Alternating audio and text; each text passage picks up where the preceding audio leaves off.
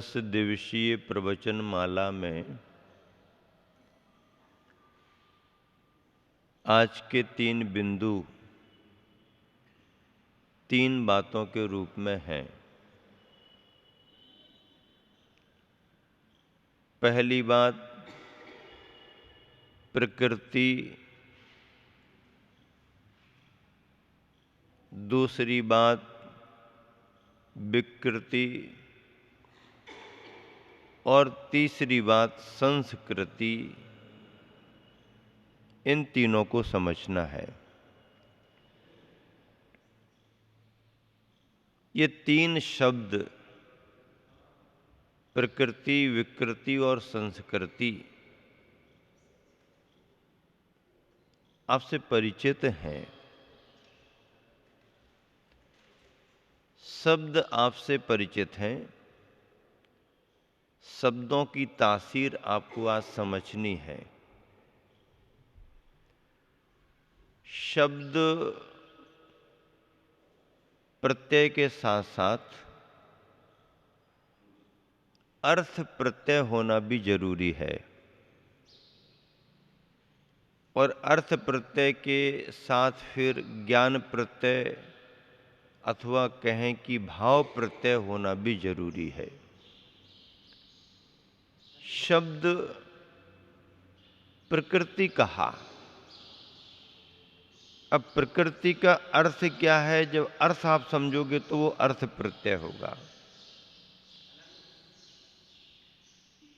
और उसका भाव क्या है ये ज्ञान प्रत्यय में जाएगा।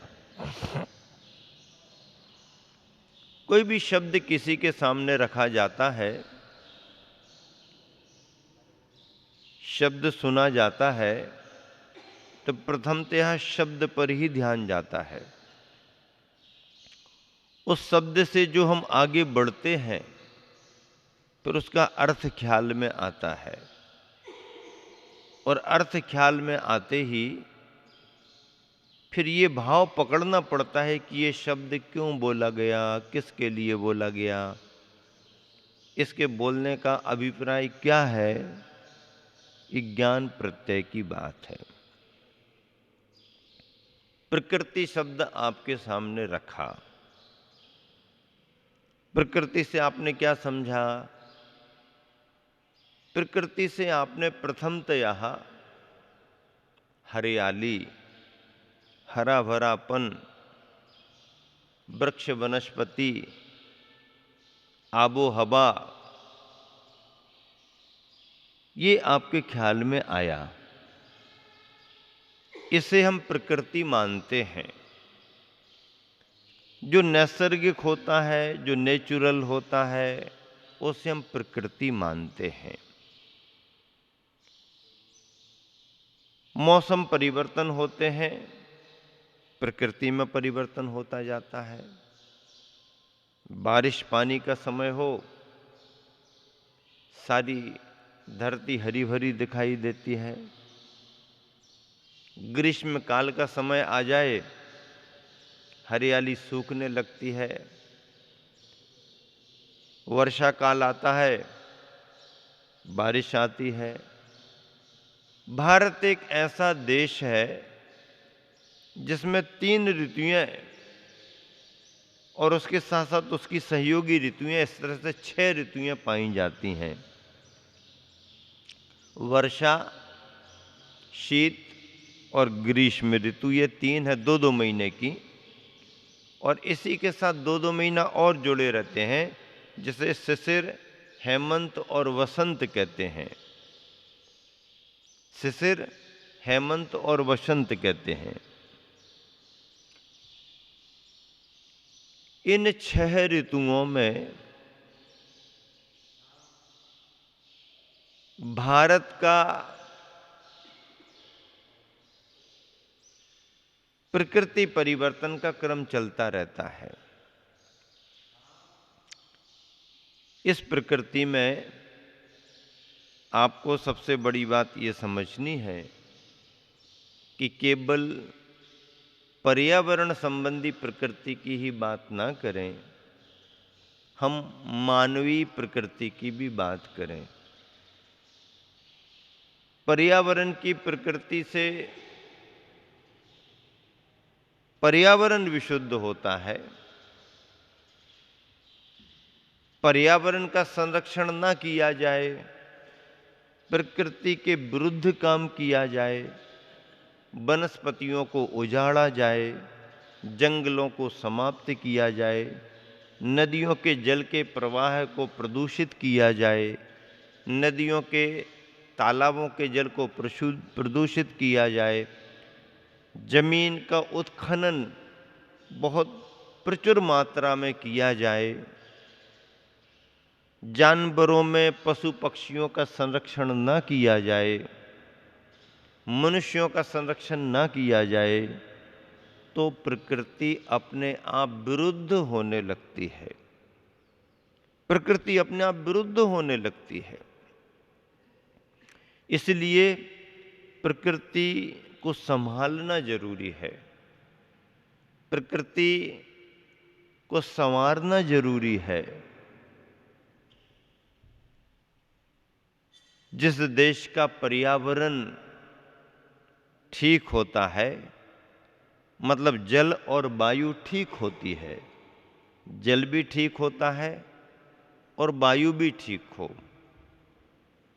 जल की मात्रा ज़्यादा भी ना हो, कम भी ना हो, वायु तीव्रता में आंधी तूफान बन करके भी ना आए और बिल्कुल भी वायु थम करके बंद करके ना रह जाए, सम हवा हो और जल शुद्धता को लेकर के हो, तो उस देश की जलवायु पर्यावरण के रूप में अच्छी मानी जाती है। और जब जल और वायु अच्छी होती है तो पेड़ पौधे वनस्पतियां भी तरोताजा दिखाई देते हैं। और जब पेड़ पौधे वनस्पतियां ताजे ताजे दिखाई देते हैं तो उन्हें देख करके मनुष्य का मन भी खुशहाल हो जाता है, क्योंकि हरियाली खुशहाली को प्रदान करती है।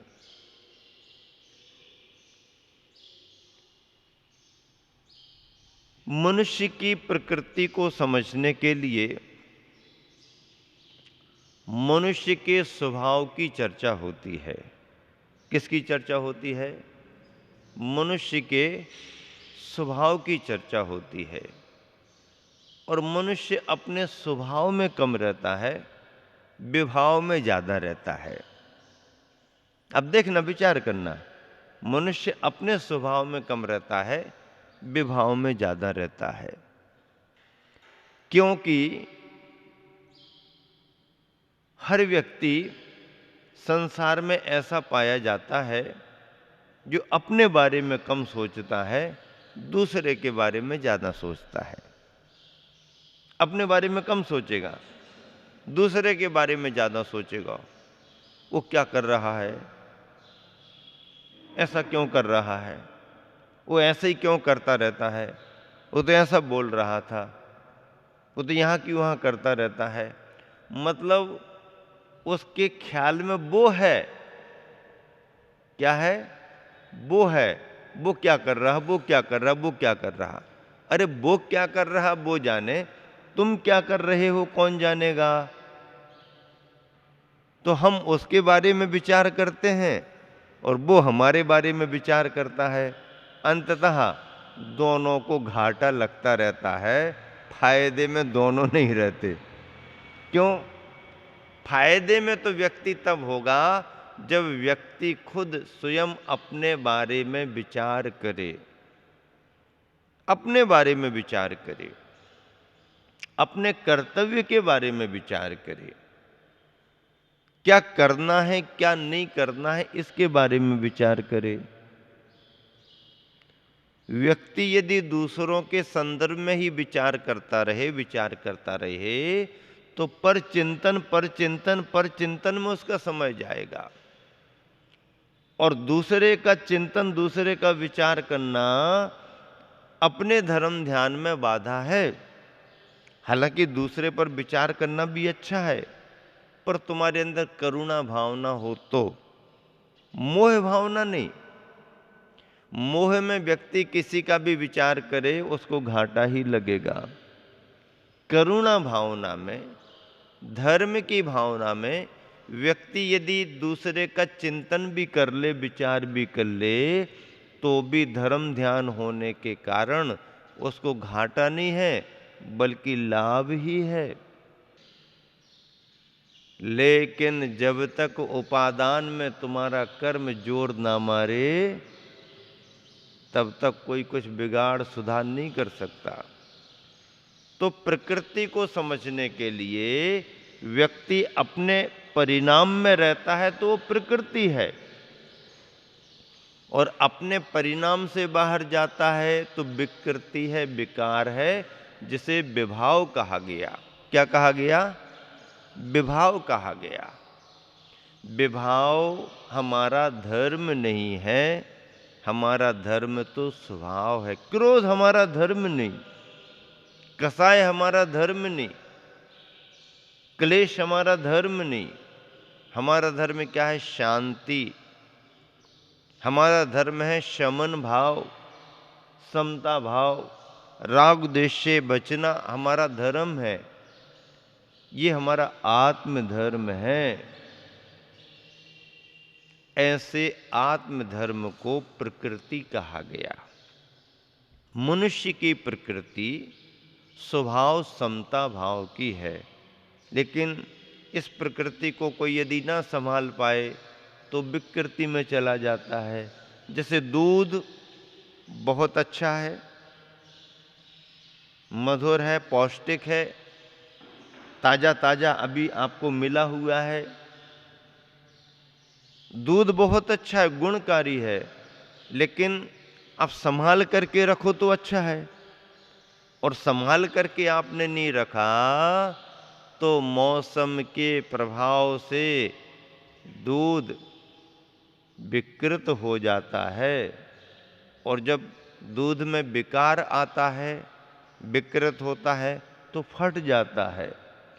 दूध का दूध के रूप में रहना प्रकृति है। दूध का दूध के रूप में बने रहना प्रकृति है, और दूध को संभाल करके नहीं रख पाना, मौसम के प्रभाव से दूध का विकृत हो जाना विकार है, विकृति है। और संस्कृति क्या है? दूध को जमाकर, दही को बनाकर, उसका मंथन करके नवनीत को प्राप्त कर लेना संस्कृति है। नवनीत को प्राप्त करना, शुद्ध तत्व को प्राप्त कर लेना संस्कृति मानी गई है। देखिए, पशु पक्षी तो फिर भी स्वभाव में जी लेते हैं, प्रकृति में जो उन्हें मिला उसी में रह लेते हैं। उनके पास में साधन नहीं है, इसलिए पशु या तो प्रकृति में जीते रहते हैं अथवा कुछ असहज होते हैं तो सीमित दायरे में विकृति विकार में चले जाते हैं, लेकिन विघ्न व्यवधानकारी अनिष्टकारी विकृतियों में मनुष्य की तरह नहीं पहुंच पाते हैं। मनुष्य प्रकृति में जिए तो श्रेष्ठतम स्वभाव को प्राप्त करके सिद्धात्मा बन जाए, परमात्मा बन जाए, और यदि प्रकृति के विरुद्ध कार्य करे, प्रकृति के विरुद्ध स्वभाव में जिए, तो वह विकारों में आकर के दानवी वृत्ति में चला जाता है। आप सब्जी तैयार करते हो, सामान्य से आपने सब्जी तैयार की उबाल करके, ना उसमें घी डाला, ना मसाला डाला, ना कुछ डाला, तो वो उबली हुई सब्जी प्रकृति में है और वो तुमको जमती नहीं है। फिर आप उसे संस्कारित करते हैं, अतिरिक्त तेल घी मसाले डालते हैं, तो वो जो तैयार होती है वो आपकी संस्कारित सब्जी मानी जाती है, नेचुरल, प्राकृतिक नहीं।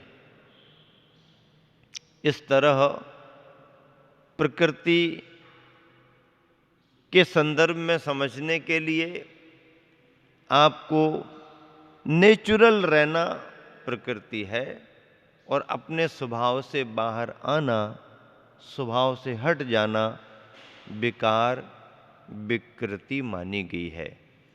प्राकृत शब्द बना है, नमोकार मंत्र प्राकृत में लिखा है। इसका मतलब जो समय की नेचुरल भाषा थी, जन भाषा थी, उस भाषा में लिखने के कारण नमोकार मंत्र प्राकृत भाषा में है। वो प्राकृत भाषा थी, फिर उस जन भाषा को सुधार किया, कुछ और थोड़ा सा उसे सजाया संवारा, तो जो भाषा बनी वो संस्कृत। जिसे संस्कारित कर दें वो संस्कृत, और जो नेचुरल हो प्रकृति प्राकृतिक भाषा हमारे मूल ग्रंथों की रही है। अगले क्रम में विकृति की बात आती है, और विकृति के लिए आप लोग जल्दी समझते हैं, किस शब्द से? चलित रस से जल्दी समझ लेते हैं। चलित रस, चलित रस क्या है? रस अपने स्वभाव से विचलित हो गया। रस अपने स्वभाव से विचलित हो गया। रस स्वभाव से विचलित हुआ, विकृत हो गया। मनुष्य भी अपने स्वभाव से विचलित हो तो वह भी विकृत हो जाता है। इसी मनुष्य के अंदर, इस मनुष्य पर्याय से परमात्मा बनने की भी सामर्थ्य है। और इसी पर्याय से ये मनुष्य यदि ढलान की ओर जाए तो पशु नरक और निगोदों में भी जा सकता है। मनुष्य के अतीत पर विचार करें तो निगोद और नरक ही है। त्रियंचों की पशु पक्षी पर्याय ही है। वर्तमान में मनुष्य है, और आगे बढ़ें तो देवगति स्वर्गों की, और आगे बढ़ें तो चारों गतियों के पार इस भव्यात्मा को सिद्ध गति भी है, सिद्धत्व की अवस्था भी है।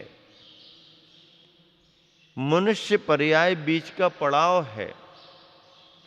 कहाँ से निकल करके आए हैं इसका ख्याल जाता है, और आगे बढ़ करके कहाँ पहुंचना है इसका लक्ष्य निर्धारित करना पड़ता है।